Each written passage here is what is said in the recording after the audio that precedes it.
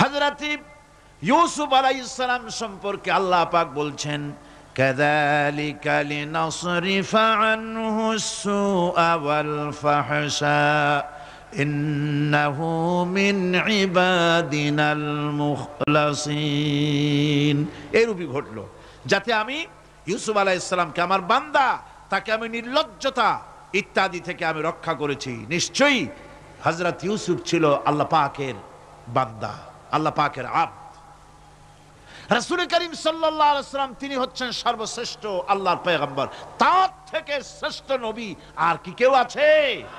জোরে বলেন, আছে? তার থেকে মাহবুব, তার থেকে শ্রেষ্ঠ আল্লাহর কাছে আর কেউ নাই। সেই নবীকে আল্লাহ রাব্বুল আলামিন কোরআনে কারীমের ভিতরে তাকে আব্দ বলেছেন। কি বলেছেন? অনেকগুলি আয়াত আছে যে আয়াতের ভিতরে আল্লাহ পাক তার নাম নেন নাই, নবী বলেন নাই, রাসূল বলেন নাই, শুধু বলেছেন আব্দ। যেমন ফাআওহা ইলা আবদিহি মা আওহা, অতঃপর তার বান্দার নিকট যা ওহী করার ছিল তা তিনি করলেন, সেই বান্দা সাল্লাল্লাহু আলাইহি ওয়াসাল্লাম। সুতরাং আবদিয়াত, ইবাদত, গোলামি, এটা হচ্ছে মানুষের জীবনের সবচেয়ে বড় মর্যাদাকর খেতাব আল্লাহর পক্ষ থেকে, আল্লাহর বান্দা হওয়া। গোলামি পরিপূর্ণরূপে হবে কেবলমাত্র আল্লাহ পাকের। এই গোলামির জন্যই আল্লাহ পাক আমাদেরকে সৃষ্টি করেছেন, অন্য কোনো কাজে আমাদেরকে সৃষ্টি করেন নাই। আমাদেরকে গোলামি করতে হবে, আনুগত্য করতে হবে কেবলমাত্র কার বলুন তো? এই গোলামি যদি সঠিকভাবে করি, যদি বান্দারা যারা আল্লাহ পাকের বান্দা বলে, গোলাম বলে নিজেদেরকে দাবি করে, যদি সঠিকভাবে ইবাদতটা করা যায়, তাহলে আল্লাহ তাদের জন্য কি ওয়াদা করেছেন শুনুন। দুনিয়ায় তাদেরকে আল্লাহ পুরস্কার দেবেন, আখিরাতেও দেবেন। এটা বন্ধ করুন। দুনিয়া এবং আখিরাতে আল্লাহ পুরস্কার দেবেন। সে পুরস্কারটা কি? দুনিয়ার পুরস্কারটা আগে শোনেন। আল্লাহ পাক বলেন, যারা আমার ইবাদত করবে তাদের ব্যাপারে আমার ওয়াদা শোনো। ওয়াদাল্লাহু আল্লাযীনা আমানু ওয়া আমিলুস সালিহাতি লায়াস্তাখলিফান্নাহুম ফিল আরদি কামাস্তাখলাফাল্লাযীনা মিন ক্বাবলিহিম। তোমাদের মধ্যে যারা ঈমান এনেছে এবং সৎ কাজ করেছে, আল্লাহ রাব্বুল আলামিন তাদের ব্যাপারে আল্লাহর ওয়াদা হচ্ছে, আল্লাহর প্রতিজ্ঞা হচ্ছে, আল্লাহ ওয়াদা করতেছেন তাদেরকে জমিনের উপরে প্রতিষ্ঠিত করবেন। যেমন করে তোমাদের পূর্বপুরুষদেরকে প্রতিষ্ঠিত করা হয়েছিল, ওইভাবে তোমাদেরকে প্রতিষ্ঠিত করা হবে। সুবহানাল্লাহ। প্রতিষ্ঠিত করা হবে মানে রাষ্ট্র ক্ষমতা দেওয়া হবে। কি দেওয়া হবে? যদি গোলাম হও, যদি কি হও? গোলাম। আল্লাহ পাক বলছেন শুধু তাই নয়, আমি আমার দ্বীনকে যারা প্রতিষ্ঠা করবে, আমার গোলামেরা যদি, আমার বান্দারা সঠিকভাবে যদি আমার গোলামি করে, ঈমান আনে, আমলে সালেহ করে, নেক কাজ করে, আমি তাদেরকে রাষ্ট্র প্রতিষ্ঠার সুযোগ করে দেব। আর তাদের জন্য ভীতির পরিবর্তে, সন্ত্রাসের পরিবর্তে শান্তি কায়েম করে দেব। সুবহানাল্লাহ। وَلَيُمَكِّنَنَّ لَهُمْ دِينَهُمُ الَّذِي ارْتَضَىٰ لَهُمْ وَلَيُبَدِّلَنَّهُمْ مِنْ خَوْفِهِمْ أَمْنًا। তাদের দ্বীনকে তারা নিজেদের জন্য যা পছন্দ করেছে অবশ্যই তিনি তা কায়েম করে দিবেন, এবং সন্ত্রাস আর ভীতির পরিবর্তে আল্লাহ নিরাপত্তা দান করবেন। জোরে কোন সুবহানাল্লাহ। সন্ত্রাস বন্ধ হবে, চুরি, ডাকাতি, জেনা, ব্যভিচার সব বন্ধ হয়ে যাবে। তোমরা ক্ষমতায় থাকবে, তোমরা ডমিনেটেড হবে না, তোমরা ডমিনেট করবে। গোটা পৃথিবীকে শাসন করবে, শাসিত তোমরা হবে না। আর ভীতির পরিবর্তে নিরাপত্তা তোমরা লাভ করবে। কি করলে?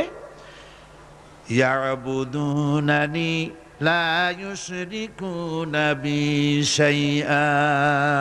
সুতরাং তারা যেন আমার ইবাদত করে এবং আমার সঙ্গে যেন কাউকে শরীক না করে। আল্লাহ বলছেন, তোমরা যদি আমার সাথে শরীক না করো, ইবাদতের মধ্যে কাউকে যদি শরীক স্থাপন না করো, আর যদি তোমরা আমার ইবাদতটা সলিড ভাবে আমার জন্যই করো, তাহলে রাষ্ট্র ক্ষমতা তোমাদের হাতে আসবে, সন্ত্রাস নির্মূল হবে, শান্তি প্রতিষ্ঠিত হবে। এই হচ্ছে দুনিয়ার পুরস্কার। এটা কিসের পুরস্কার?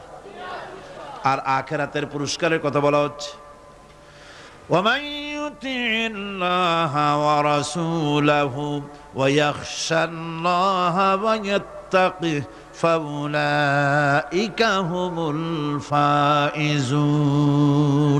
যে ব্যক্তি আল্লাহ এবং রাসূলের আনুগত্য করেছে, আল্লাহকে ভয় করে চলেছে, তার গজব থেকে বেঁচে রয়েছে, সেই হচ্ছে সফল কাম। সফল কাম মানে কি? কিয়ামতের দিন আল্লাহ পাক তাদেরকে জান্নাত দান করবেন। আল্লাহ পাক তাদেরকে কিয়ামতে কি দিবেন? জান্নাত দিবেন, চিরস্থায়ী শান্তির জায়গা, সেই জান্নাত লাভ করা যাবে। আজ ইবাদতের এই যে গুরুত্বপূর্ণ ইবাদত, এই ইবাদতের ভুল অর্থ সমাজের ভিতরে ছড়িয়ে আছে। সাধারণ মানুষও ভুল করেছে, অসাধারণ মানুষেরাও ইবাদতের ভুল অর্থ করে ভুলের মধ্যে নিমজ্জিত আছে বিরাট সংখ্যক লোকেরা। সাধারণ মুসলমানেরা তারা যে ভুলটা করলো ইবাদতের অর্থ করতে গিয়ে, সেটা হলো এই, সাধারণ লোকেরা মনে করলো কয়েকটা অনুষ্ঠানের নাম হচ্ছে ইবাদত, নামাজ, রোজা, হজ, যাকাত, সাদকা, ফিতরা, এর নাম হলো ইবাদত। অনুষ্ঠান শেষে তারা নিজেদেরকে স্বাধীন মনে করলো। তারা আল্লাহ পাকের প্রত্যেকটি আইনের ধারাকে লঙ্ঘন করলো। বছরে একবার রোজা রেখে, বছরে এক মাস রোজা রেখে মনে করলো ইবাদত শেষ। 5 ওয়াক্ত নামাজ পড়ে মনে করলে ইবাদত শেষ। আমি প্রশ্ন করি, 5 ওয়াক্ত নামাজের নামই যদি হয় ইবাদত,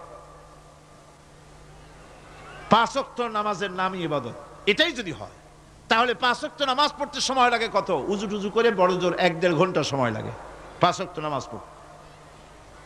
তো এর নাম যদি হয় ইবাদত, তার অর্থ কি দাঁড়াবে?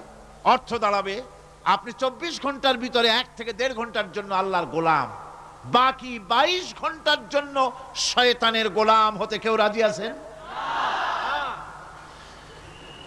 রোজার নামই যদি হয় শুধু ইবাদত, তাহলে তার অর্থ দাঁড়াবে বছরের ভিতরে একটা মাসের জন্য আপনি আল্লাহর গোলাম, আর 11 মাসের জন্য শয়তানের গোলাম হতে কেউ রাজি আছেন?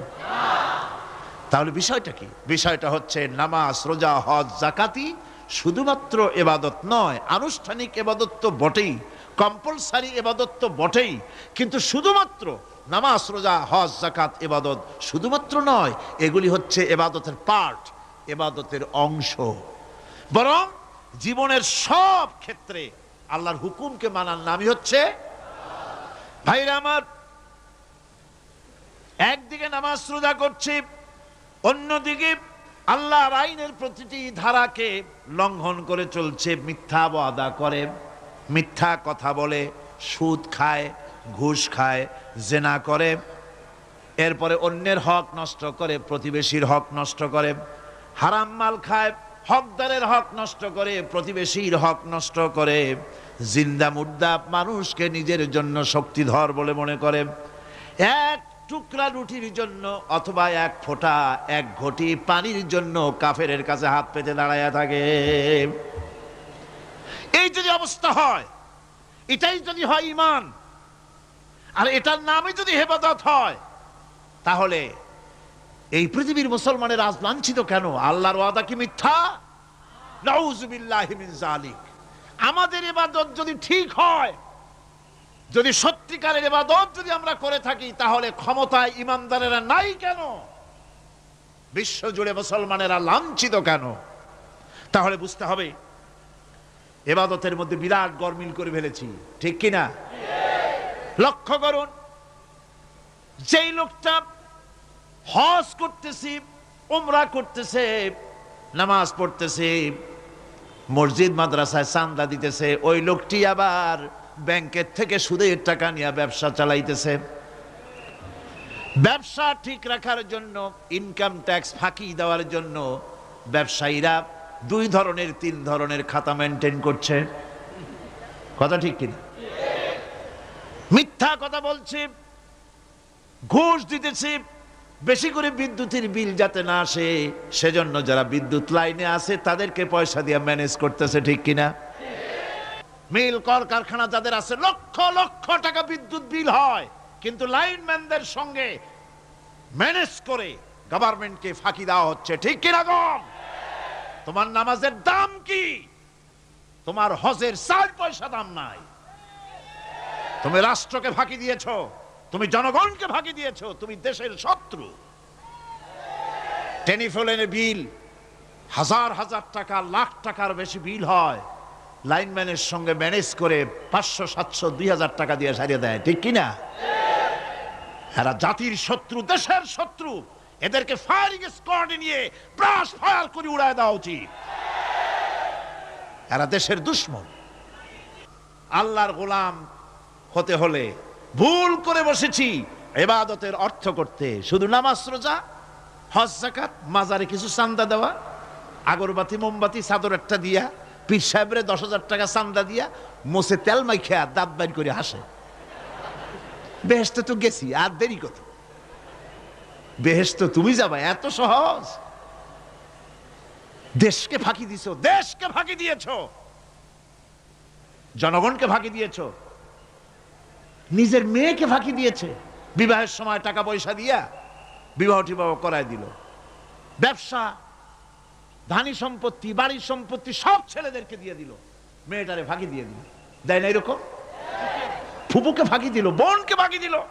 এরপরে মোনাজাত করে সবে বরাতে, আল্লাহ আমারে বেহেশত দিও। ফেরেশতারা কয়, মর তুই আগে, বেহেশত তোরে কেমনে দেয় ভালো করে দেখাই দেব। বেটা তুই যাবি বেহেশতে? এত সোজা? ওটা মামু বাড়ির বারান্দা নাকি? এত সহজ নয়। সুতরাং সাধারণ মানুষ মারাত্মক ভুল করেছে এখানে। নামাজ, রোজা, হজ, যাকাত ইবাদত, আর কিছু কি ইবাদত মনে করে নাই? আপনার চাকরি আপনার ইবাদত, চাকরিতে ফাঁকি দেওয়া যাবে না। আপনি সুস্থ মানুষ, মেডিকেল লিভ নিয়ে ওয়াজ মাহফিল অথবা কোনো ইজতেমায় যাওয়া যাবে না, কোনো চেল্লা দিতে যাওয়া যাবে না। মেডিকেল লিভ নিয়ে আপনি সুস্থ মানুষ, কেন আপনি মেডিকেল লিভ নিচ্ছেন? আপনি ফাঁকি দিতে পারবেন না। সরকারি চাকরি করেন, মিল কল কারখানায় চাকরি করেন, ফরজ নামাজ পড়েছেন ভালো কথা, সুন্নাত পড়েছেন ভালো কথা, নফল পড়বেন না। জোহরের নফল পড়া বাদ দিন। যদি আপনি চাকরিজীবী হন, চাকরি করেন, ওটাই ইবাদত। এর নাম ইসলাম, এর নাম ইসলাম। গভর্নমেন্ট যে বেতন দেয় সেই বেতনের উপরে সন্তুষ্ট থাকুন, ঘুষ খাইয়েন না। যদি বেশি বেতন লাগে গভর্নমেন্টের কাছে দাবি জানান যে আমাদের বেতন বাড়ায় দাও। ঘুষ খাবেন কেন? হারাম। জোরে কোন এটা কি? এই ঘুষের টাকা মাজারে দিয়া, পীরেরে দিয়া আল্লাহরে খুশি করবেন, এত সহজ না, এত সহজ না। সেই জন্য আমি সব ভাইদের খেদমতে আরজ করব, ইবাদত হচ্ছে জীবনের সব ক্ষেত্রে গোলামি, সকল ক্ষেত্রে গোলামি। চাকরিতে, অফিসে, আদালতে, কলকারখানায়, ক্ষেত খামারে, পার্লামেন্টে, সেক্রেটারিয়েটে, সেনানিবাসে, স্কুলে, কলেজে, বিশ্ববিদ্যালয়, সর্বত্র গোলামি কার? আল্লাহ পাকের। রিজকে হালাল করতে হবে, উপার্জনকে হালাল করতে হবে, সত্যিকারের আল্লাহর গোলাম হতে হবে। আল্লাহ রাব্বুল আলামিন বলেছেন, মা খালাকতুল জিন্না ওয়াল ইনসা ইল্লা লিয়াবুদুন। মানুষ আর জিন জাতিকে আমি সৃষ্টি করেছি আমার গোলামির জন্য। কার গোলামি? ওই গোলামির পূর্ণাঙ্গ নমুনা যদি জানতে চাই, পূর্ণাঙ্গ নমুনা দৃষ্টান্ত লাগবে। কাকে অনুসরণ করব? পূর্ণাঙ্গ ইবাদতের, আল্লাহর গোলামির পূর্ণাঙ্গ নমুনার জন্য কোরআনে কারিমে দৃষ্টান্ত সেট করা হয়েছে। হযরত ইব্রাহিম আলাইহিস সালামের। আল্লাহ পাক বলেন, ইয ক্বালা লাহু রাব্বুহু আসলিম ক্বালা আসলামতু লিরাব্বিল আলামিন। তার অবস্থা এই ছিল। কার? ইব্রাহিম আলাইহিস সালাম। তার অবস্থা এই ছিল যে তার রব যখন তাকে বললেন আনুগত্যের মস্তককে অবনত করে দাও, তিনি বললেন, আমি আমার বিশ্বপালকের সামনে মাথাটা নত করে দিলাম। সুবহানাল্লাহ। কোন শর্ত ছাড়াই মাথা নিচু করে দিলাম। এই পন্থায়, তিনি যে পন্থাটা অবলম্বন করেছিলেন, এই পন্থায় চলার জন্য তার সন্তানদেরকেও তিনি হুকুম করেছিলেন। ووصى بها إبراهيم ببنيه ويعقوب يا بني إن الله اصطفى لكم الدين فلا تموتن إلا وأنتم مسلمون। ইয়াকুব এবং ইব্রাহিম আলাইহিস সালাম তার সন্তানদেরকে এই উপদেশ দিয়েছিলেন যে তিনি বলেছিলেন, হে আমার সন্তানেরা, আল্লাহ ছাড়া তোমাদের জন্য আল্লাহ পাক এই দ্বীনকে মনোনীত করেছেন। আল্লাহ পাকের আনুগত্য করবে, তার দ্বীনের প্রতি সারেন্ডার করবে। আর খবরদার মুসলমান না হয়ে যেন তোমরা মরে যেও না। মৃত্যু মুসলমান অবস্থায় থাকবে, অর্থাৎ মৃত্যু পর্যন্ত থাকবে কি অবস্থায়? মুসলমান অবস্থায়। আম কুনতুম শুহাদা ইয হাদারা ইয়াকুবাল মাউত ইয ক্বালা লিবানিহি মা তা'বুদুনা মিন বা'দি। ইয়াকুব আলাইহিস সালাম তার মৃত্যুর সময় জিজ্ঞেস করেছিলেন, ও আমার সন্তানেরা, আমার মৃত্যুর পরে তোমরা কার ইবাদত করবে, তার কার গোলামি করবে? তারা জবাব দিলেন, ক্বালু না'বুদু ইলাহাকা ওয়া ইলাহা আবাইকা ইব্রাহিম ওয়া ইসমাঈল ওয়া ইসহাক ইলাহা ওয়াহিদান ওয়া নাহনু লাহু মুসলিমুন। নিঃসন্দেহে আমরা ইবাদত করব, গোলামি করব আপনার রবের, আপনার পিতার রবের, এবং আল্লাহর ইবাদত করব। আপনিও আপনার পূর্বপুরুষ ইব্রাহিম ইসমাইল যে আল্লাহকে ইবাদত করেছে, সে আল্লাহ পাকের ইবাদত আমরা করব এবং তার অনুগত হয়ে থাকব। দাসত্ব এবং পূর্ণাঙ্গ দাসত্বের গোলামির পূর্ণাঙ্গ নমুনা হচ্ছেন হযরত ইব্রাহিম আলাইহিস সালাম। আল্লাহর গোটা জমিন যখন শিরকের অন্ধকারে ডুবে গিয়েছিল, তখন হযরত ইব্রাহিম আলাইহিস সালাম তাওহীদের আলো জ্বালিয়ে দিয়েছিলেন। এই নিবেদিতদের ইমাম হিসেবে আল্লাহ পাক তাকে ঘোষণা দিলেন। কোরআনে কারীম বলছে, ওয়া ইযাবতালা ইব্রাহিম রাব্বুহু বিকালিমাতিন ফাতাম্মাহুন্না ক্বালা ইন্নী জাঈলুকা লিন্নাসি ইমামা। ইব্রাহিমকে তার রব কয়েকটি বাক্য দিয়ে পরীক্ষা করলেন এবং তিনি সেই পরীক্ষাগুলোতে পাশ করলেন। তখন আল্লাহ রাব্বুল আলামিন তাকে বললেন যে আমি তোমাকে গোটা বিশ্ব মানবতার জন্য, গোটা বিশ্বের সমস্ত মানুষের জন্য আমি তোমাকে নেতা বানাবো। সুবহানাল্লাহি ওয়া বিহামদিহি। প্রথম পরীক্ষা হলো, গতকাল বলেছি, সে আগুনের পরীক্ষা। সেখানে আল্লাহ পাক তাকে পাশ করালেন, তিনি পাশ করলেন।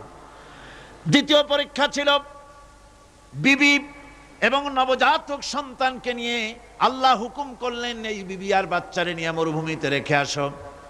মরুভূমিতে যেখানে ঘর নাই, বাড়ি নাই, সেই জায়গায় বিবি এবং বাচ্চাকে রেখে যাওয়ার সময় তিনি বললেন, রব্বানা ইন্নী আসকানতু মিন যুররিয়্যাতি বিওয়াদিন গায়রি যী যারইন ইনদা বাইতিকাল মুহাররাম।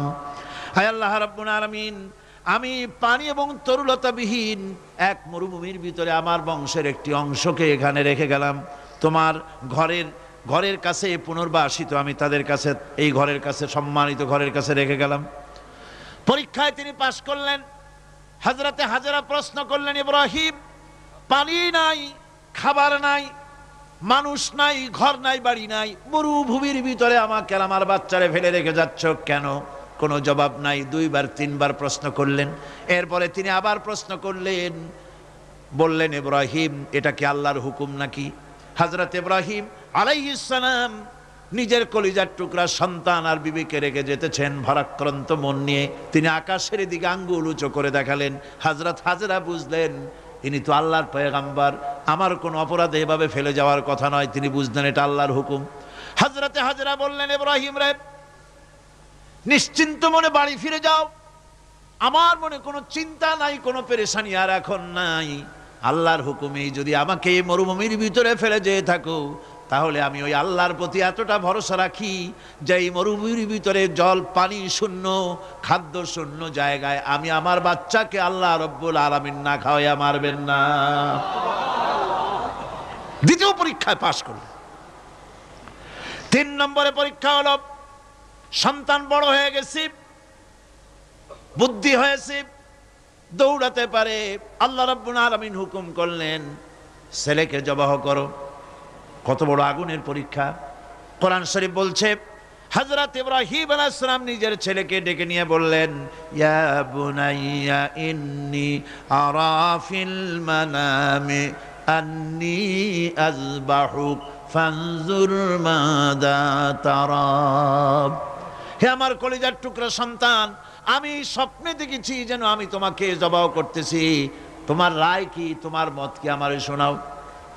ছেলে পয়গম্বর, ছেলে তার জবাবে বললেন, ইয়া আবাতি ফাআল মা তু'মার সাতাজিদুনি ইনশাআল্লাহু মিনাস সাবিরিন।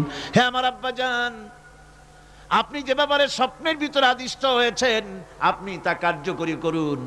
আমাকে এতটুকু অধৈর্যের মধ্যে পাবেন না, আমাকে ধৈর্যশীলদের মধ্যে পাবেন। আমারে আপনি আল্লাহর হুকুম পালন করেন। আল্লাহ পাক শোনাচ্ছেন, ফালাম্মা আসলামা ওয়া তাল্লাহু লিল জাবিন। পিতা পুত্র দুজনই রাজি হয়ে গেল। পিতা তার ছেলেকে কাঁধ করে গলার উপরে ছুরি ধরেছেন। আল্লাহ রাব্বুল আলামিন ইসমাইল জবাহ হোক এটা আল্লাহ চান নাই, আল্লাহ চেয়েছেন পরীক্ষা করতে। পরীক্ষায় ইব্রাহিম পাশ হয়ে গেলেন। আল্লাহ পাক বলছেন, ওয়ানাদাইনাহু আইয়া ইব্রাহিম ক্বাদ সাদ্দাকতার রুইয়া ইন্না কাযালিকা নাজজিল মুহসিনিন। আমি ইব্রাহিমকে ডেকে বললাম, ইব্রাহিম তুমি তোমার স্বপ্নকে বাস্তবে রূপ দিয়েছো, আর এভাবেই করি আমি মুহসিনিনদেরকে পুরস্কৃত করে থাকি। আল্লাহ পাক খুশি হলেন। আল্লাহ পাক বললেন, ইন্না হাযা লাবালাউল মুবিন। নিঃসন্দেহে এটি একটি বিরাট পরীক্ষা ছিল। ঠিক কি না গণ? আল্লাহ নিজে বলছেন এটা একটি বিরাট পরীক্ষা, আজিম ইমতিহান। সে ইমতিহানে তিনি পাশ করলেন। পরীক্ষায় উত্তীর্ণ হওয়ার জন্য রব্বুল আলামিন পুরস্কার দিয়া দিলেন। আল্লাহ পাক বললেন, সালামুন আলা ইব্রাহিম। পড়েন সবাই, সালামুন আলা ইব্রাহিম। ইব্রাহিমের প্রতি আল্লাহ পাক বললেন, ইব্রাহিমের প্রতি সালাম রইল। সুবহানাল্লাহি ওয়া বিহামদিহি। ইবাদত এর আনুগত্যের এই উৎকৃষ্ট দৃষ্টান্ত স্থাপনের পর আল্লাহ পাক তার গোটা বিশ্বের মুসলমানদেরকে কিয়ামত পর্যন্ত ইব্রাহিম আলাইহিস সালামকে জাতির পিতা বানায়া দিলেন। সুবহানাল্লাহ কইতে ইচ্ছা করে না? এরকমের পরীক্ষা কোন পিতারা দিতে পারছে নাকি? গোটা বিশ্বের সমস্ত মানব মণ্ডলীর জন্য আল্লাহ পাক ইব্রাহিম আলাইহিস সালামকে কিয়ামত পর্যন্ত জাতির পিতা হিসাবে ঘোষণা করেছেন। সুবহানাল্লাহ। মিল্লাতা আবিকুম ইব্রাহিম হুয়া সাম্মাকুমুল মুসলিমিন। তোমরা তোমাদের পিতা ইব্রাহিমের মিল্লাতের উপর প্রতিষ্ঠিত হও। আল্লাহ পাক বলছেন, তোমাদের পিতা ইব্রাহিমের মিল্লাতের উপরে প্রতিষ্ঠিত হও, আর আল্লাহই তোমাদের নাম রেখেছে মুসলমান। তোমরা হচ্ছে মুসলমান। আমাদের পরিচয়, ওই যে পরিচয়ের কথা আগে হয়ে গেছে, আমাদের পরিচয় আমরা মুসলমান। আমাদের পরিচয় কি? মুসলমান। এটা প্রথম পরিচয়। ইবাদতের পূর্ণাঙ্গ মাপকাঠি হিসেবে আল্লাহ পাক হযরত ইব্রাহিম আলাইহিস সালামকে দুনিয়াবাসীর সামনে পেশ করেছেন। কোরআন বলছে, ইহুদি এবং খ্রিস্টানেরা মুসলমানদেরকে বিভ্রান্ত করতে চায়। তারা বলে, ওয়াকালু কুনু হুদান আও নাসারা তাহতাদু কুল বাল মিল্লাতা ইব্রাহিম হানিফা ওয়া মা কানা মিনাল মুশরিকিন। বলে ইহুদি হও তবেই তোমরা সঠিক পথ পাবা, খ্রিস্টানের বলে খ্রিস্টান হও তবেই তোমরা সঠিক পথ প্রাপ্ত হবে। আল্লাহ পাক বলছেন, এদের সকলকে বলে দাও বরং তোমরা সব পরিত্যাগ করে মিল্লাতে ইব্রাহিমের ভিতরে শামিল হয়ে যাও। এটাই মুক্তির পথ, এটাই নাজাতের পথ, এটাই আল্লাহর পথ। সুবহানাল্লাহি ওয়া বিহামদিহি। এমনকি রাসূল করিম সাল্লাল্লাহু আলাইহি ওয়াসাল্লামকে আল্লাহ পাক বলেছেন আনিত্তাবি মিল্লাতা ইব্রাহিম হানিফা, চারদিক থেকে মুখ ফিরিয়ে এনে মিল্লাতে ইব্রাহিমের ভিতরে শামিল হয়ে যাও, তারই অনুসরণ করো। রাসূল করিম সাল্লাল্লাহু আলাইহি ওয়াসাল্লাম ইবাদত বা আনুগত্যের সর্বোৎকৃষ্ট নমুনা হওয়ার কারণে ইব্রাহিম আলাইহিস সালাম সম্পর্কে হুজুর বলেছেন ইন্না ইব্রাহিমা খায়রুল বারিয়া, রাওয়াহু মুসলিম। হুজুর সাল্লাল্লাহু আলাইহি ওয়াসাল্লাম বলেছেন ইব্রাহিম হচ্ছেন জগতের সর্বোত্তম ব্যক্তি। সুবহানাল্লাহ। সুতরাং আমাদেরকে ইবাদতের নমুনা হিসেবে ইব্রাহিম আলাইহিস সালামকেও মানদণ্ড হিসেবে দেখতে হবে যে কিভাবে তিনি সারেন্ডার করেছিলেন আল্লাহ পাকের দরবারে। এখন আমি আপনাদের সামনে বলতে চাই, মানুষের জীবনে সবচাইতে বড় দুটি চাহিদা আছে, একটা হচ্ছে খাদ্য আর একটা হচ্ছে নিরাপত্তা। একটা খাদ্য আর একটা কি? নিরাপত্তা। পেট ভরে খাইতে চাই আর চোর ডাকাতের উপদ্রব থেকে নিরাপত্তা পেতে চাই। খাদ্য যদি চাই ক্ষুধার সময়, নিরাপত্তা যদি চাই ভীতির সময়, আল্লাহ রাব্বুল আলামিন বলেন কোন গভর্নমেন্ট দিতে পারবে না, দুনিয়ায় কেউ দিতে পারে নাই, পারবেও না। ক্ষুধার সময় যদি খাদ্য চাও, ভীতির সময় যদি নিরাপত্তা লাভ করতে চাও, তাহলে ফালইয়াবুদু রাব্ব হাযাল বাইত, এই ঘরের মালিকের ইবাদত কর। কোন ঘর? কাবা ঘর। বলেন কোন ঘর? কাবা ঘর। কাবা শরীফের মালিকের ইবাদত কর। তাহলে কি হবে? আল্লাযী আত'আমাহুম মিন জু'ইন ওয়া আমানাহুম মিন খাউফ। এই ঘরের মালিকের ইবাদত যদি করো, তাহলে ক্ষুধার সময়ে তিনি তোমাদেরকে খেতে দিবেন আর ভীতির সময় তিনি তোমাদের নিরাপত্তা দান করবেন।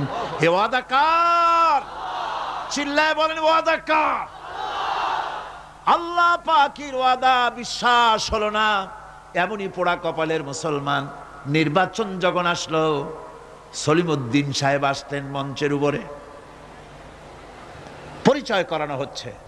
এতক্ষণ আপনারা যার বক্তৃতা শোনার জন্য দ্বীপ্রহরের রৌদ্রে কষ্ট করতেছিলেন, এখন সেই সংগ্রামী জননায়ক, বিপ্লবী সন্তান, তিনি এখন আপনাদের সামনে বক্তব্য রাখবেন। উনি দাঁড়ায় বললেন, ভাইয়ার আমার, বোনের আমার, আমি এবার বোতল মার্কা বাক্স নিয়ে দাঁড়াইছি, আমারে সকলে মিলে ভোট দেন। এবার যদি ক্ষমতায় যেতে পারি, না খাইয়া কেউ মরবেন না, কিন্তু কি খাইয়া মরবে তাও কয় না। মানুষেরা এই কথাগুলি বিশ্বাস করলার সমানে ভোট দিল। হায় রে কপাল! আল্লাহ বললেন আমার ইবাদত কর, আমার গোলামি কর জীবনের সব জায়গায়, তাহলে ক্ষুধার সময় খাইতে পারবি আর ভীতির সময় নিরাপত্তা পাবি। আল্লাহর কথাটা বিশ্বাস হইল না। এই নামাজ পড়ার মুসলমানের দাম আছে? কোন দাম আছে? এ রোজা রাখার দাম আছে? এ মুসলমান দাবি করার দাম আছে? আল্লাহ রাব্বুল আলামিন তিনি পরিষ্কার করে বলছেন, এই ঘরের মালিকের ইবাদত করো, তিনি ক্ষুধার সময় খেতে দিবেন আর তিনি তোমাদেরকে ভীতির সময় নিরাপত্তা দান করবেন। চাউলের অভাব হবে না, পাটের অভাব হবে না, খাদ্যের অভাব হবে না, কারণ দুটি জিনিস যদি তোমরা করতে পারো, খাবারের অভাব হবে না। ওয়ালাউ আন্না আহলাল কুরা আমানু ওয়াত্তাকাউ লাফাতাহনা আলাইহিম বারাকাতিম মিনাস সামাই ওয়াল আরদ। দেশের লোকেরা, জনপদের লোকেরা যদি দুইটা কাজ করে, এক নম্বরে হলো আমার উপরে ঈমান আনবে, দুই নম্বরে হলো আমাকে ভয় করার নীতি অবলম্বন করে যদি চলে, তাহলে ওই দেশের মানুষের জন্য আকাশ আর জমিনের সব বরকতের দরজা আমি আল্লাহ খুলে দেব। আল্লাহর ওয়াদা। আল্লাহ পাকের নিকট মানুষের সবচাইতে বড় দাবি কি? আল্লাহর কাছে মানুষের সবচাইতে বড় দাবি কি করতে পারেন? পারেন না। আল্লাহ পাকের কাছে মানুষের শ্রেষ্ঠ দাবিটা আল্লাহ নিজেই শিখাই দিয়েছেন। আমার কাছে দাবি কর, ইহদিনাস সিরাতাল মুস্তাকিম। হায় আল্লাহ, একটা সোজা, একটা সরল রাস্তা আমারে দাও, একটা সহজ পথ আমারে দাও। এই কথা সূরা ফাতিহা দাবি করার পর আল্লাহ রাব্বুল আলামিন এই অভিনন্দনের জবাবে 7টা বাক্যের অভিনন্দনের জবাবে আল্লাহ রাব্বুল আলামিন 30 পারা কোরআন শরীফ নাজিল করে দিলেন। সূরা ফাতিহার এই সওয়ালের জবাবে আল্লাহ পাক বললেন ওয়া আনি'বুদুনি হাযা সিরাতুম মুস্তাকিম। সোজা রাস্তা চাও, আমার গোলামি করো, ইবাদত করো।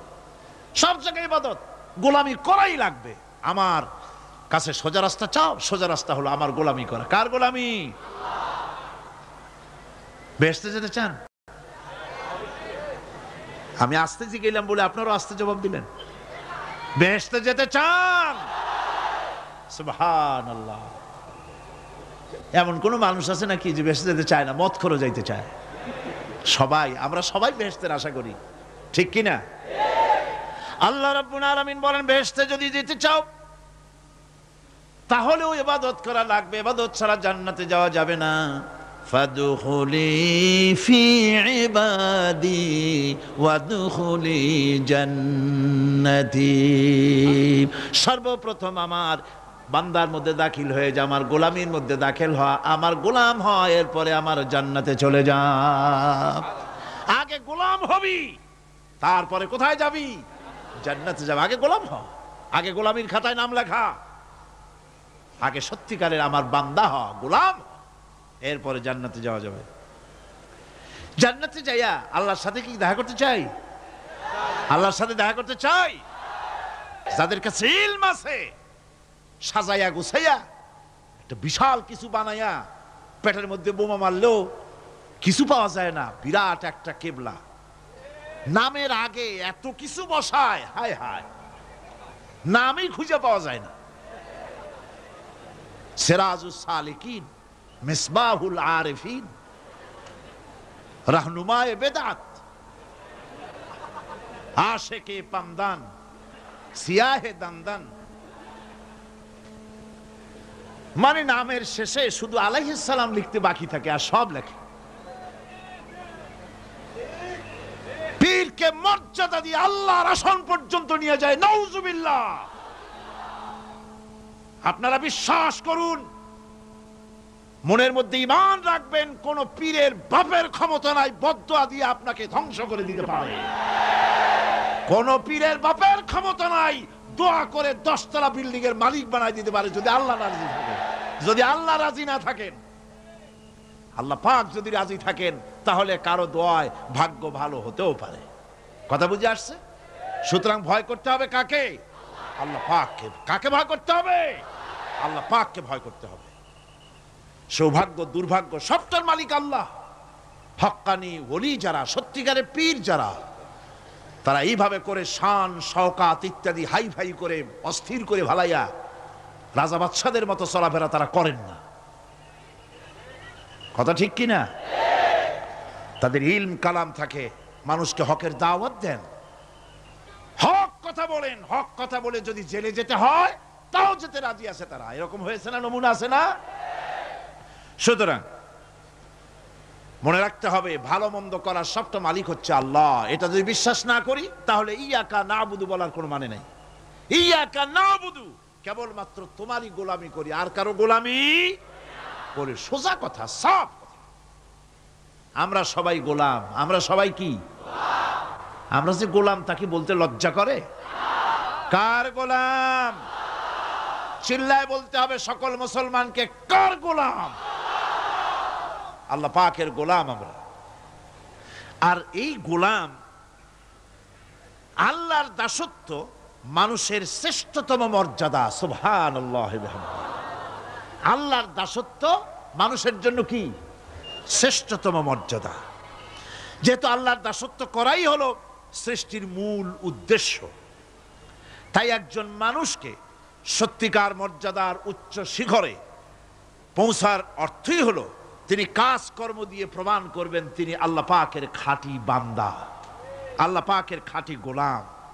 তাই কোরআনে কারিমে আমরা দেখতে পাই যে আল্লাহ পাক যেখানে খুব স্নেহ করে আদর করে যখন বান্দাদের সম্পর্কে কিছু বলতে চেয়েছেন, তখন তিনি আব্দুন শব্দ ব্যবহার করেছেন। আদর করে, স্নেহ করে, দয়া করে যদি কারো ব্যাপারে কিছু বলতে চেয়েছেন, তখন আল্লাহ তাকে কি বলেছেন? আব্দ। আব্দ মানে হলো বান্দা। যেমন বেহেশতীদের সম্পর্কে আল্লাহ পাক বলেছেন, আইনা ইয়াশরাবু বিহা ইবাদুল্লাহি ইউফাজ্জিরুনাহা তাফজীরা। জান্নাতের মধ্যে একটি প্রবাহমান ঝর্ণা আছে, আল্লাহর বান্দারা সেখান থেকে পান করতে পারবে। সেই ঝর্ণা থেকে তৃষ্ণা নিবারণ করবে এবং নিজেদের ইচ্ছে মতো তারা এই ঝর্ণার শাখা প্রশাখা নিজেদের এরিয়া পর্যন্ত নিয়ে যেতে পারবে। এমন একটা ঝর্ণা থাকবে যেখানে আল্লাহর বান্দারা, আল্লাহ পাক বলছেন আইনাই ইয়াশরাবু বিহা ইবাদুল্লাহ, আল্লাহর বান্দারা, আল্লাহর গোলামেরা সেখানে তাদের তৃষ্ণা মিটাবে এমন ঝর্ণা আছে। ওই ঝর্ণার কাছে যাওয়ার দরকার নাই, তাদের ইঙ্গিতে ইচ্ছা অনুযায়ী তাদের ঘরের দরজা পর্যন্ত যেখানে খুশি সেখানের শাখা প্রশাখা প্রবাহিত করে নিতে তারা সক্ষম হবে। মুমিন বান্দার গুণাবলী বলতে গিয়ে, মুমিন বান্দার গুণাবলী বর্ণনা করতে গিয়ে আল্লাহ রাব্বুল আলামিন বলেছেন, ওয়া ইবাদুর রাহমানিল্লাযীনা ইয়ামশুনা আলাল আরদি হাওনা। রহমানের বান্দা হলো তারা যারা জমিনের উপরে চলাফেরা করার সময় বিনয়ের সাথে চলাফেরা করে, তারা হচ্ছে রহমানের বান্দা। কার বান্দা? রহমানের বান্দা। আদর করে আল্লাহ বলছেন বান্দা, গোলাম।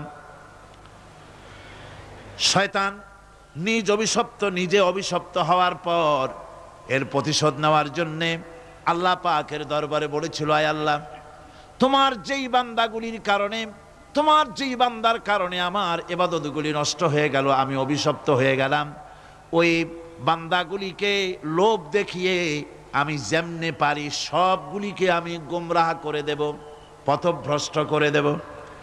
আল্লাহ পাকের জবাবে বললেন, ইন্না ইবাদি লাইসা লাকা আলাইহিম সুলতান ইল্লা মান ইত্তাবাকা মিনাল গাওয়িন।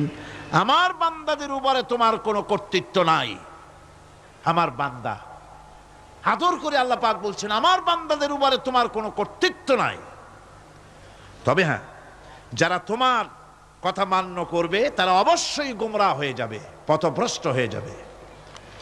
কিন্তু আমার সত্যিকারের বান্দা যারা, তাদের উপরে তুমি গোমরাহি, তাদেরকে তুমি পথভ্রষ্ট করতে পারবে না, তাদের উপরে তোমার কোনো কর্তৃত্ব নাই।